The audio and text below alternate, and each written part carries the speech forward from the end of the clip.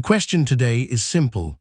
What happens to the next India-Pakistan conflict when the S-500 comes into India's operational inventory? When we speak about the balance of power between India and Pakistan, the air defense domain has always been contested, with each side trying to outwit the other. Pakistan strategically invested in Chinese systems like the LY-80 surface-to-air missile, the JF-17 Thunder fleet, and relied heavily on American F-16s, Saab Erieye airborne warning and control aircraft, and drones for ISR and deep strike missions. India, on the other hand, has built a layered defense network through indigenous command and control doctrine, Russian-origin S-400 systems, Akash, and its fighter fleet ranging from Su-30 MKI, Tejas, Rafales, to Mirages. But everything changes dramatically the day India brings in the S-500 Promte system. The question today is simple.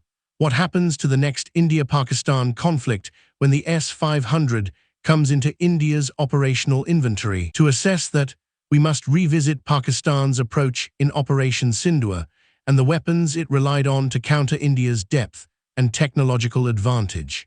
In Operation Sindoor, Pakistan deployed almost its full aerial arsenal to try and saturate India's defenses. Their fleets included the F-16 Block 52 Fighting Falcons with AIM-120C AMRAAMs, JF-17 Thunder aircraft equipped with Chinese PL-12 and PL-15 long-range BVR missiles, Mirage III and Mirage V strike aircraft configured for RAD cruise missile delivery, Saab 2000 Erieye AWACS providing airborne command and situational awareness, ZDK-03 Chinese AWACS covering gaps in the Western Axis, Winglong II and Sharpar drones for reconnaissance and limited strike. This combined force structure relied on two key pillars, speed and numbers. The idea was always to try and flood Indian radar grids, probe gaps in air defense coverage, and put Indian bases under missile attack, while the fighters remained under AWACS and ground-based cover. In Sindoor, the problem Pakistan faced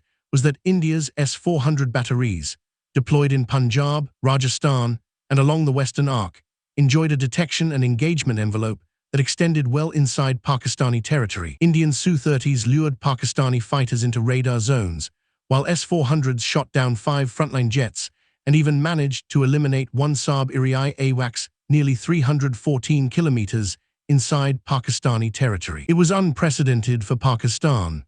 The shock that an AWACS wasn't safe behind protective layers made the entire Air Force recalibrate its tactics. Enter the S-500, a different dimension. Now imagine this same conflict replicated a few years later, with India operating the S-500 in numbers. The Promte, unlike the S-400, is not just an air defense system.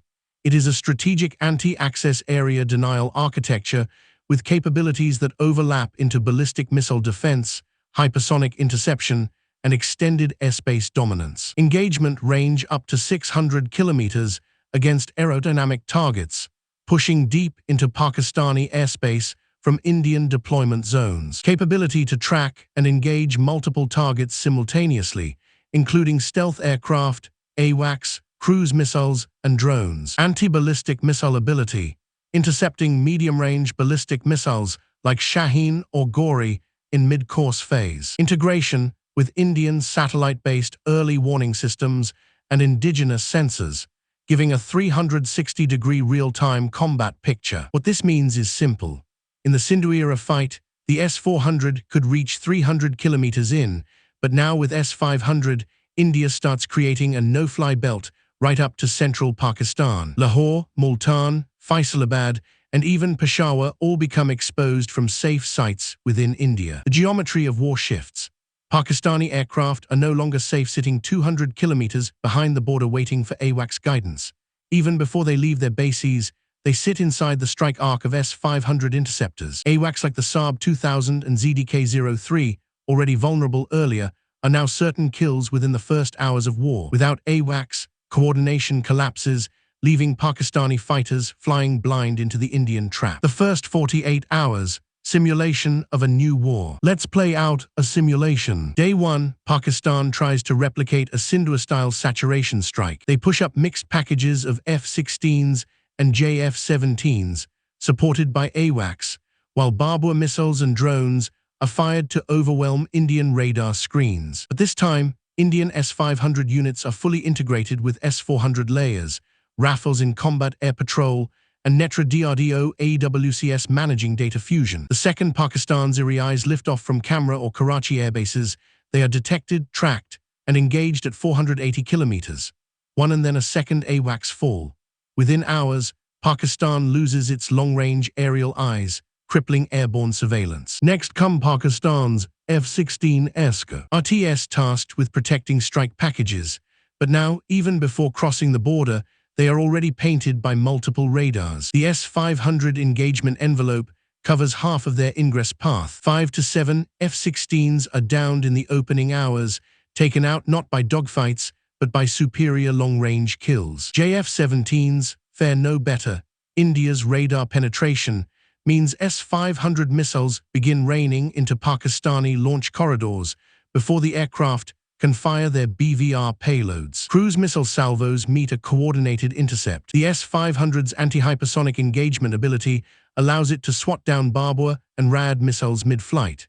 With India layering S-400, Akash-NG, and point defense systems, at least 80% of Pakistani missile volleys fail to strike. What does penetrate is met by Indian hardened shelters, reducing combat losses drastically. By the end of 48 hours, Pakistan has lost 20 to 25 combat aircraft, including both AWACS, multiple F-16s, and JF-17 leaders, with negligible damage inflicted on Indian command bases. The air superiority collapse. The psychological effect of the S-500 is even more decisive than the raw kill count. With AWACS gone and frontline fighters attrited, Pakistan's air force cannot risk massed raids. What survives disperses into defensive tactics, flying low within Pakistani airspace just to avoid being painted by the massive radar domes of the S-500. But this defensive crouch achieves nothing strategically. Indian Su-30 MKI and Rafale formations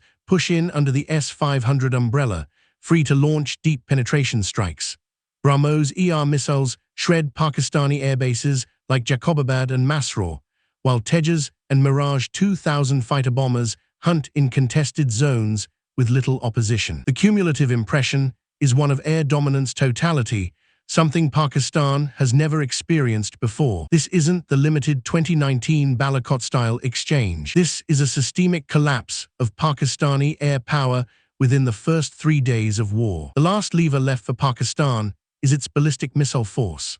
Shaheen Roman 2 and Gauri MRBMs are launched in retaliation against Indian command nodes and cities, but India's S-500, working alongside upcoming indigenous BMD Phase 2 interceptors, neutralizes dozens of these warheads in mid-course. Ground-based radars detect, track, and cue S-500 batteries, which engage at altitudes far above what the S-400 could manage. The result, Pakistan's nuclear coercion, is blunted. The credibility of its deterrent is weakened when India demonstrates the ability to neutralize ballistic threats at scale. This raises chilling questions inside Rawalpindi GHQ. Can Pakistan credibly threaten massive retaliation if India's shield is this effective? The operational picture is clear. With the S-500 fielded and freely used, India transforms from possessing strong air defenses to enforcing a dome of strategic denial. For Pakistan, which depends on limited AWACS, outdated strike aircraft, and missile barrages, this shift is catastrophic.